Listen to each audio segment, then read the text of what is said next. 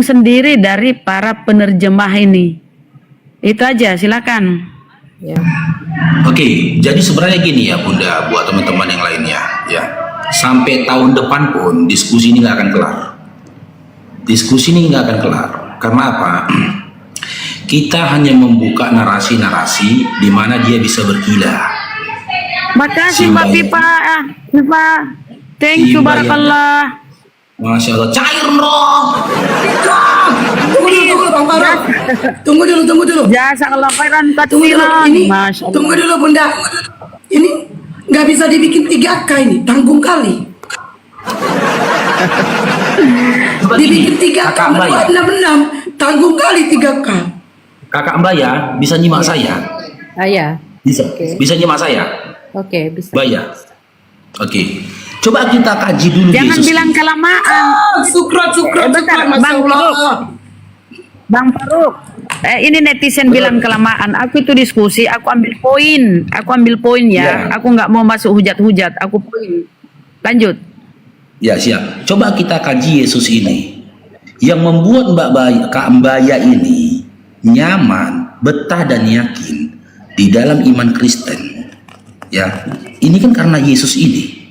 Karena ada sosok atau tokoh Yesus ini. Betul bukan Kakak Mbaya? Bener gak? Ya benar. Benar, karena ada sosok Yesus ini. Kenapa kita tidak kaji lagi? Yesus ini untuk siapa? Untuk Kristen atau untuk domba Bani Israel? Kita kaji dulu dia ini. Nah, maka aku buatkan analogi bagi Kakak Mbaya. Di sini ada terletak sebuah handphone. Ketika handphone ini terletak di jalan, ya, hal apa yang bisa memastikan ini handphone milikku bukan milik orang lain? Hal yang bisa memastikan ini handphone adalah milikku ketika kotak handphone ini dan bon pembeliannya ada padaku. Dan aku juga bisa membuka password yang ada di handphone ini. Maka itu adalah bukti otentik bahwasanya handphone ini milik aku. Betul? Betul Mbak Maya? Ya benar ya. Nah, sekarang kita kaji ya, apa legalitas yang dimiliki oleh Kristen ketika Kristen menyatakan sosok Yesus ini, ya, mengklaim sosok Yesus ini baik nabi maupun Tuhan bagi kalian. Apa legalitas yang kalian miliki? Sebagaimana legalitas yang kumiliki mengklaim handphone ini adalah milikku. Karena kotak pembeliannya, kotak handphonenya dan bon pembeliannya ada padaku. Nah, kalau di Kristen, apa legalitas kalian menyatakan Yesus ini baik Tuhan maupun nabi bagi kalian? Karena ya, ketika Yesus diutus ya di Nazaret Galilea pada masa itu, sampai dengan dia diangkat, pada masa itu Kristen belum ada. Kristen itu belum ada. Satu manusia pun tidak ada yang mengklaim dia beragama pengikut Kristus. Pengikut Kristus tidak ada. Ya, ketika itu Yesus masih membawa ajaran-ajaran yang tertulis dalam kitab Taurat. Dan itu semua tertulis dalam Matius 5 nomor 17 sampai 18. Dia mengklaim dirinya, dia diutus ke dunia ini untuk menyempurnakan hukum Taurat. Dia tidak mengatakan aku membawa Injil, aku menyampaikan kasih, aku menyampaikan kabar gembira, tidak. Dia menyempurnakan hukum Taurat. Dan perihal tentang legalitas, yang memiliki legalitas, ya, hak kepemilikan atas Yesus itu adalah Bani Israel. Itu jelas tertulis di dalam Matius 15 nomor 24 sampai 26 dan Matius 10 nomor 5 sampai 6. Di mana di dalam Matius 15 nomor 24 nomor sampai 26 Yesus itu berkata, kita buka datanya ya. Nih. Ini adalah legalitas yang dimiliki oleh Bani Israel. Sementara teman-teman Kristen dia tidak memiliki legalitas apapun, hanya klaim sepihak saja. Mengklaim kepemilikan dari Yesus ini sendiri. Di dalam Matius 24 nomor 26 Matius 15 24 26 Yesus itu berkata, ya, aku diutus. Bentar ya, nampak nggak nih? Nih. Aku diutus hanya kepada domba-domba yang hilang dari umat Israel.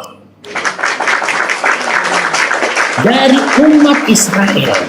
Tetapi perempuan itu mendekat dan menyembah dia. Menyembah ini kalau dikembalikan ke original teksnya menghormati dia ya, bukan menyembah sebagai Tuhan. Sambil berkata, "Tuhan, tolong aku." Tetapi Yesus menjawab, "Tidak patut mengambil roti yang disediakan bagi anak-anak dan melemparkannya kepada anjing." Ini legalitas pertama yang dimiliki oleh Bani Israel. Ya, jika dengan analogiku tadi, ini adalah kotak yang dimiliki Bani Israel ketika mengklaim handphone ini adalah miliknya. Nah, sekarang kita lihat di dalam Matius 10 nomor 5, dia pertegas lagi kepada murid-muridnya. Matius 10 nomor 5 sampai 6. Nih, apa kata Yesus di sini? Kecil pula ini. Ini. Perikopnya, Yesus mengutus ke-12 rasul. Cair rong, syukran Bang Gobar. Ke-12 murid itu diutus oleh Yesus dan ia berpesan kepada mereka, "Janganlah kamu menyimpang ke jalan bangsa lain atau masuk ke dalam kota Samaria, melainkan pergilah kepada domba-domba yang hilang dari umat Israel." Lalu kita kembali ke analogi ini tadi, nih Yesus, umat Israel, mereka memiliki dua legalitas cair rong, kamu lihat di scroll. Mereka memiliki dua legalitas yang pertama Matius 15, legalitas yang kedua Matius 10.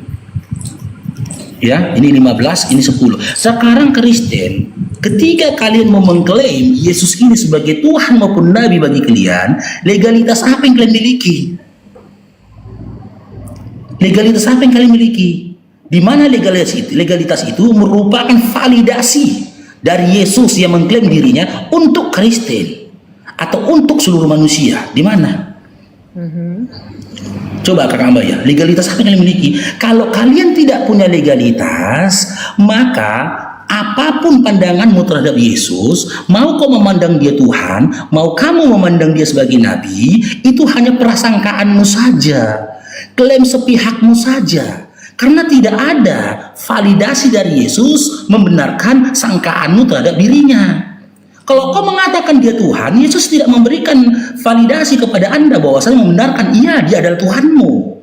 Kalau kau memandang dia sebagai nabi, tidak ada validasi dari dia mengatakan ya benar aku nabimu.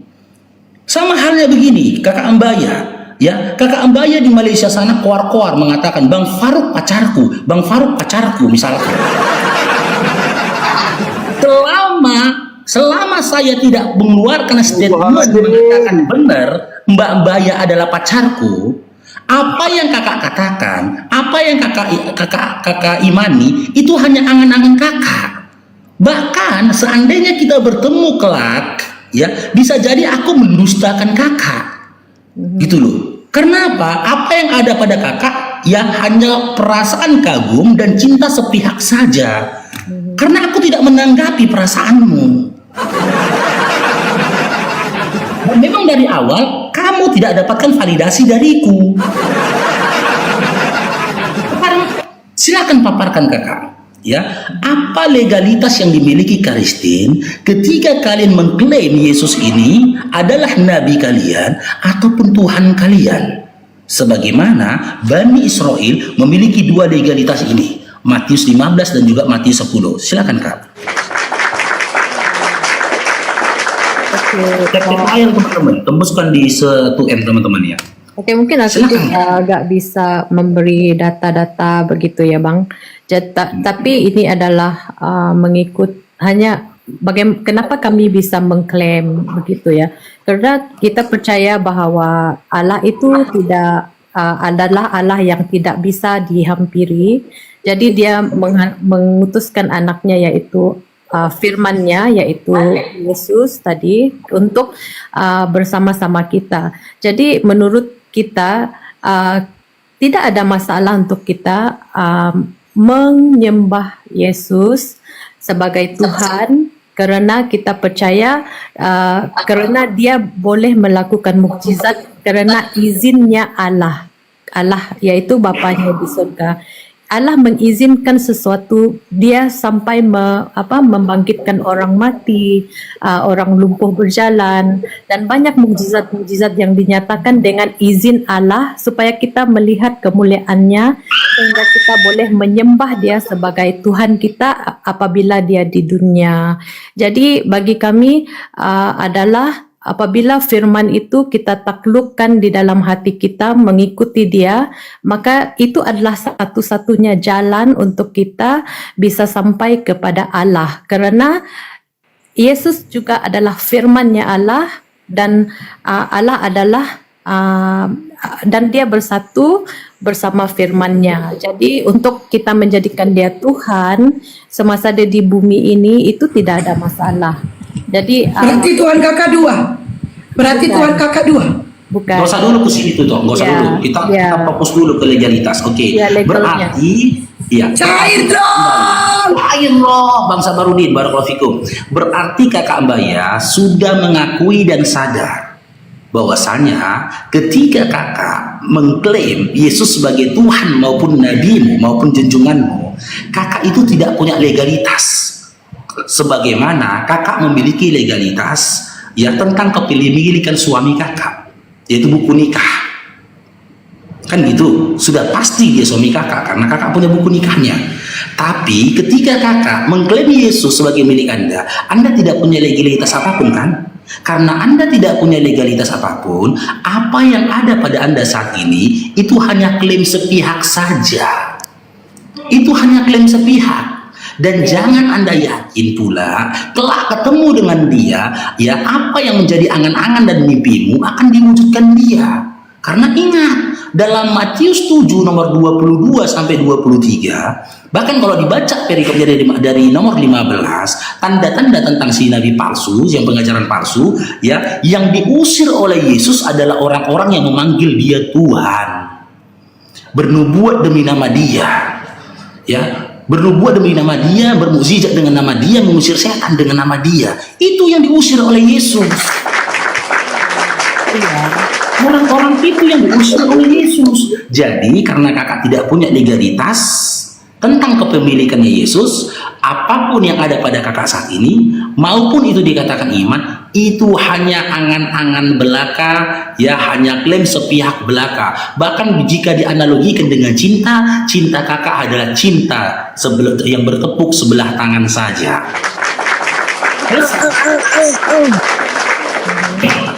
Tapi itu memang yang kita imani, Iya. selama ini. Iya, yang kakak imani, terserah kakak mengimani, tapi terima kenyataan bahwasanya iman kakak tak dianggap sama Yesus. Terima kenyataan, karena tidak ada data dalam Bible Yesus membenarkan iman Kristen. Bang Tidak Farouk, ada. Dari saya kejadian perkuat sampai omongan. lalu tidak ada data di Bible di mana Yesus membenarkan iman Kristen. Nggak ada itu kakak. Tapi kalau kakak tetap berpegang pada iman itu urusan kakak. Tapi terima kenyataan, iman kakak tidak dibenarkan oleh Yesus berdasarkan data yang sudah disampaikan oleh teman-teman tadi. Karena ternyata Yesus pun bertuhan. Kami Matius 11 nomor 25. kami masih percaya karena Yesus mengatakan siapa yang mengikut aku, siapa yang mengikut aku dia akan ke Bapa. Jadi aku adalah jalan, Oke. kebenaran dan hidup. Jadi Saya perkuat omongan Bang Farouk, Mbak Iyu. Tolong Mbak bacakan nama saya Yohanes 12 dari 44 sampai 47. Apa yang Yesus katakan untuk iman Anda? Saya memperkuat omongan Bang Farouk. Bang Farouk tadi Matius 7 nomor 20 sampai 23. Saya keluarkan Yohanes 12 dari 44 sampai 47. Silakan Mbak baca. Apakah salah pandangan Bang Farouk ini? Atau Mbak yang salah membaca? Silakan dibaca dulu Mbak. aku nggak bisa membaca. Aku di kereta. Kita yang baca, Bang. Kita yang baca. Ya. Matius 12 30 Matius 12 Nomor Yohanes 12 nomor 44 sampai 47 Bang. Yohanes 12 nomor 44 sampai 47. 47 ya. Apa kata Yesus di sana? Nah, ini kita baca Memperkuat ya. Matius 7 20 23. Silakan Bang. Yesus berseru kepada orang banyak, "Jika kamu percaya kepadaku, kamu tidak hanya percaya kepadaku, tetapi juga kepada Allah yang mengutus aku. Sebab ketika kamu melihat aku, kamu melihat Dia yang mengutus aku. Aku datang sebagai terang untuk sinar di dunia yang gelap ini, sehingga semua orang yang percaya kepadaku tidak akan lagi tinggal dalam kegelapan. Aku tidak akan menghakimi mereka yang mendengar aku, tetapi jika menaati aku. Karena aku datang untuk menyelamatkan dunia dan bukan untuk menghakiminya. Itu Bang. Setuju saya tekankan. Dan jikalau seorang mendengar perkataanku tetapi tidak melakukannya, seperti Mbak Ya ini, ya, aku tidak menjadi hakimnya, sebab aku datang bukan untuk menghakimi dunia, melainkan untuk menyelamatkannya. Jadi Yesus bukan Tuhan, karena yang menghakimi itu Tuhan. Itu perkataan di Yohanes 12 nomor 47. Mbak Ya, coba dibaca baik-baik Mbak Ya. Lalu diperkuat lagi pandangan Bang Faruk yang spektakuler tadi di Matius pasal 7 nomor 20 sampai 23. Siapa yang menyatakan Yesus Tuhan akan diusir oleh Yesus. Nyala engkau dari hadapan kejahatan. Di ayat Matius 7 nomor 23. Boleh Mbak baca? Saya nggak mempengaruhi Anda, cuma saya membacakan kitab Anda bahwasanya Anda harusnya mengikuti perintah Yesus. Yohanes 14 nomor 15, Yohanes 14 nomor ke-24. Silakan dibaca. Begitu ya, Mbak. Oke, thank you. Tapi ya benar, cuman untuk aku mengiya atau tidak itu adalah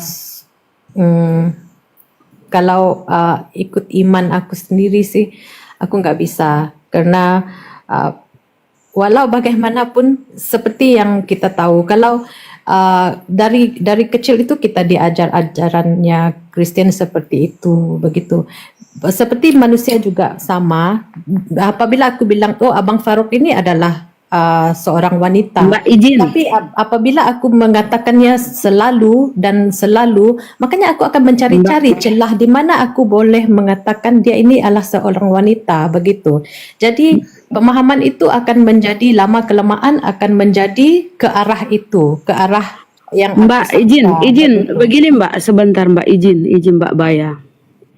Kalau Mbak Baya mau jujur, ajaran Yesus anak Maria ya, Kristus anak Maria, dengan apa yang Anda jalankan sebagai seorang Kristen, gak ada nyambungnya Mbak. Kecuali yang diajarkan oleh Paulus. Yesus itu masuk bait suci, membasuh kaki, membuka kasut, berwudu dia, cuci tangan, masuk bait suci. Ya toh? Nah, itu ajaran Yesus anak Maria. Coba kita lihat pengajaran Paulus. Yang Mbak ini Kristen karena Paulus. Yang mendatangi Paulus ini siapa? Apakah itu Kristus asli? Enggak. Bukan. Kenapa kita indikasikan begitu? Karena ajaran Paulus berbeda dengan ajaran Kristus Yesus anak Maria. Berbeda. Bertentangan ajarannya. Nah, yang Anda ikuti nih Mbak Baya yang cantik, ajarannya Paulus. Ketika dia perjalanan ke Antioquia, dia mengaku melihat Yesus, dia melihat cahaya katanya kan. Nah, inilah tonggak sejarah timbulnya agama Kristen atau adanya agama Kristen. Setelah mengajar setahun di Antioquia, ya, ketika mengaku melihat cahaya yang dia katakan itu adalah Yesus, padahal itu adalah Kristus palsu. Dia mulai menyebut murid-muridnya tuh Kristen. Inilah cikal bakal adanya Kristen sampai menurun ke Mbak ini. Jadi nggak ada sambungnya, nggak ada sangkut pautnya dengan Yesus anak Maria, Kristus asli yang diurapi. Ya, kenapa kita bisa berkata begitu? Kata Yesus, pengajar-pengajar palsu itu dari buahnya lah kita bisa melihat. Apa buahnya sekarang? Nah, Kristen inilah buahnya Mbak ya. Pengajaran-pengajaran Yesus tidak ada yang berkesesuaian dengan ajaran Paulus. Coba kita kutip satu aja data ya, bagaimana pertentangannya antara ajaran Kristus anak Maria dengan yang mengaku Yesus yang mendatangi Paulus. Paulus ini kan menulis surat-suratnya setelah dia mengaku melihat cahaya yang dekat itu Yesus. Ini kan klaimnya Paulus sendiri kan Mbak ya. Nah, kita lihat ajarannya. Apa kata Yesus di Matius 5:17? aku datang bukan untuk meniadakan hukum Taurat atau kitab para nabi, aku datang untuk menggenapinya. Sebelum langit dan bumi runtuh, satu titik atau satu iota pun dari Taurat tidak akan batal. Ini pengajaran Yesus, anak Maria, Kristus asli. Tapi kita lihat pengajaran Paulus dengan surat-suratnya. Dengan matinya Kristus, maka dia membatalkan hukum Taurat dengan segala perintah dan ketentuannya. Atau di tempat lain di Galatia apa kata Paulus? Tidak seorang pun dibenarkan karena melakukan hukum Taurat. Nah, bahkan di Galatia 3:13 dia mengutuk Yesus. Dia mengatakan Yesus jadi tumbal penebusan hukum Taurat terhadap Kristen. Yesus yang dijadikan kambing hitam sebagai tumbal. Inilah ajaran Paulus yang buahnya ini adalah Kristen-Kristen ini, termasuk Anda ya, mohon maaf ya. Kenapa saya bilang begitu? Kenapa kami ini apologet bilang begitu? Ya, ajarannya sangat berbeda, kontradiksi. Oke. Gitu Mbak ya. Ya. Jadi tolong dilihat aja ajarannya dari mana buahnya itu adalah Anda sendiri buahnya. Silakan. Ya, saya kasih analogi sederhana lagi buat Mbak Baya, ya guna membangun pemahaman ya. Tapi kembali iman Anda, kita tidak mengintervensi iman Anda di sini. Ini analogi yang sangat sederhana tentang diturunkannya atau diutusnya Yesus. Ini analogi yang sangat sederhana. Bapak Presiden Republik Indonesia, dia mengutus menterinya untuk menyampaikan uang sebesar 3M kepada masyarakat di Kalimantan. Dibagi-bagi sama masyarakat Kalimantan. Sudah? Yang jadi pertanyaan, saya ulangin lagi ya, biar Mbak Yani paham. Bapak Presiden mengutus menterinya membawakan uang 3 miliar untuk dibagi-bagikan kepada masyarakat Kalimantan. Lalu ada orang Bandung menginginkan juga uang 3 miliar ini. Yang mau saya tanyakan kepada kakak, apakah orang Bandung ini akan mendapatkan uang ini meskipun 1 rupiah? Dapat nggak orang Bandung ini uang dari Bapak Presiden ini tadi yang dibawa oleh menteri ini tadi meskipun 1 rupiah? No. Tidak dapat. Itu udah jelas tidak dapat. Karena sejatinya uang itu untuk orang Keren. Cair. Cair dong. Syukron apa itu? Begitu juga lah dengan analogi Yesus ini tadi. Dia diutus Bapak, ya, diutus Bapak untuk Bani Israel. Legalitas yang dimiliki orang Kalimantan ini adalah Bani Israel.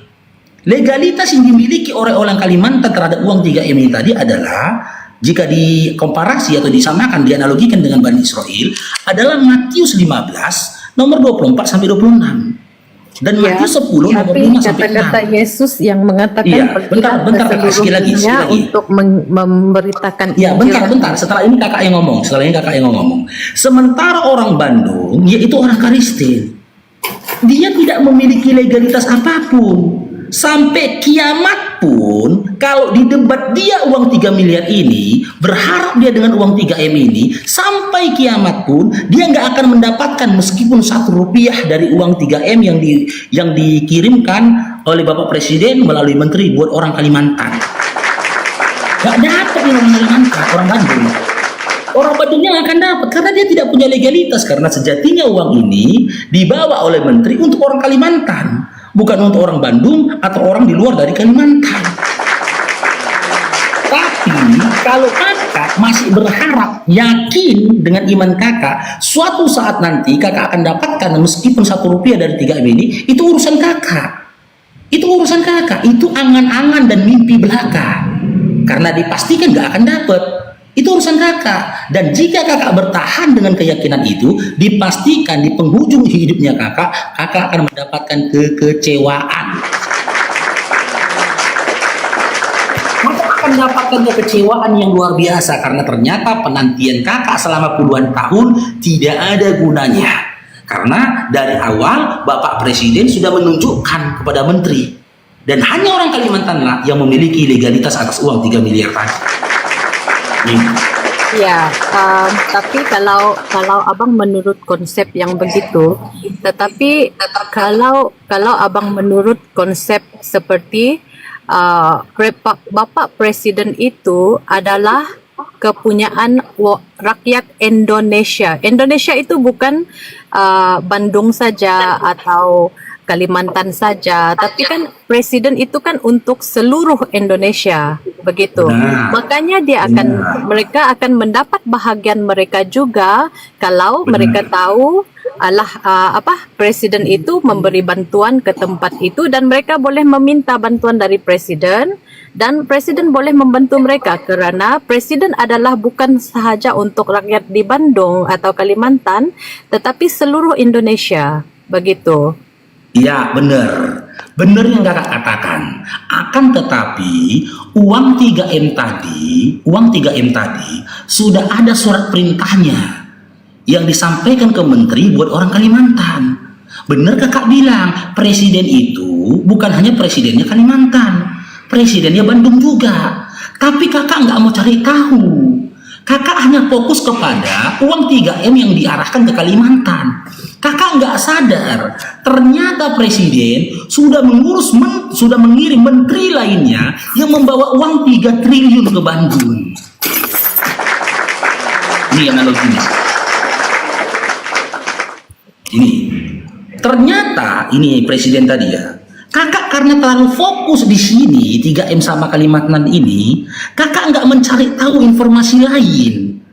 Andai kan kakak mau mencari tahu informasi lain dan berita lain, kakak akan dapatkan informasi. Ternyata Bapak Presiden sudah mengirim menteri yang lainnya, mana menteri yang lainnya ini, menteri yang lainnya membawakan uang ke Bandung sebanyak 3 triliun. Kakak warga Bandung, tapi kakak tidak datang ke sini. Kakak nggak datang ke sini, kakak. Kakak fokusnya ngejar-ngejar yang ke sana.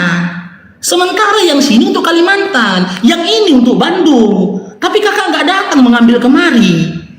Yang seandainya kakak datang kemari, kakak akan dapatkan 3 miliar untuk kakak sendiri. Bukan untuk diseluruh bagi-bagikan kepada seluruh orang di kota di Pulau Kalimantan. Di Bandungnya sudah dikirimkan presiden. Menterinya membawa 3 triliun yang lebih besar. Itulah ya analogi Allah tidak hanya mengutus Yesus. Yesus diutus hanya untuk Bani Israel. Lalu adalah segelintir orang yang berpegang hanya kepada doktrin dan dogma belaka, hanya berharap-harap pada Yesus. Sementara Yesus sudah memberikan tanda dia hanya untuk Bani Israel. Hanya kemari saja perhatiannya. Dia tidak mau mencari informasi. Ternyata Allah telah mengirim Nabi Muhammad SAW untuk orang Bandung, untuk orang Makassar, untuk orang seluruh